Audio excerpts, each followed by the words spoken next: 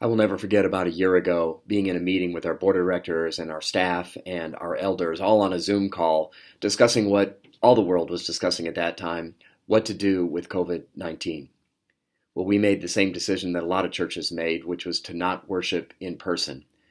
And I can remember that first Sunday walking into a mostly empty sanctuary, and I was greeted by Joel, one of our wonderful tech volunteers.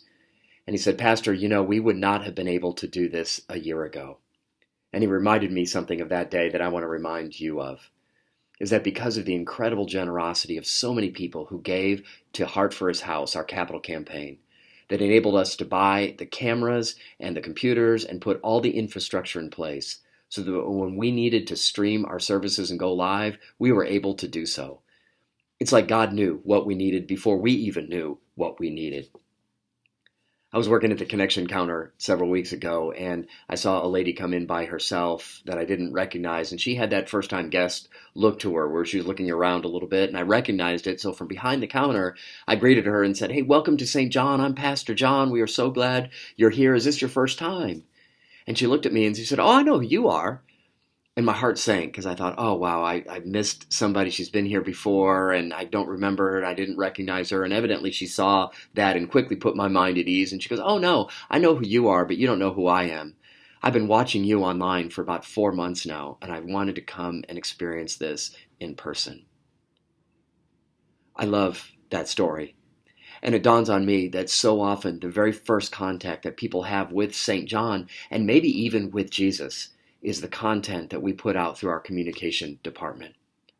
And this is why I'm so glad we were able to live stream our services, why I'm so glad that we were able to put out resources online and have so much available for people. This fall, we are celebrating 40 years as a congregation, and we've got a wonderful history. But I'm really excited about our future and want to invite you to ask that question.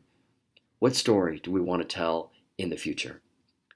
Well, as leaders, we've been praying and wrestling with that, and so we have come up with what we call our Vision 2025, or Led by the Spirit.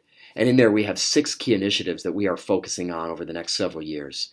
One of those is communication. We want to be able to capture more stories of people's lives who are being transformed by Jesus and share those stories with the world.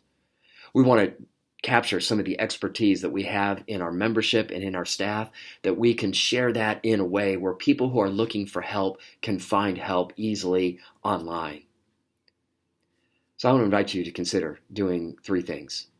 Number 1, would you be willing to share your story about how God has transformed your life? Those stories are so inspiring for people. And if you're willing to do so, simply email us at connect@stjohnmansfield.org.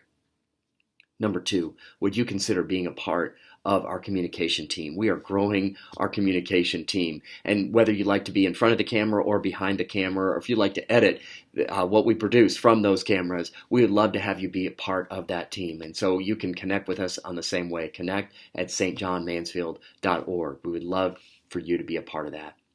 And thirdly, would you consider increasing your giving, so that we can invest in new technologies and more infrastructure that we need to produce these videos and more staff that we need to do so that we can reach more people for Jesus.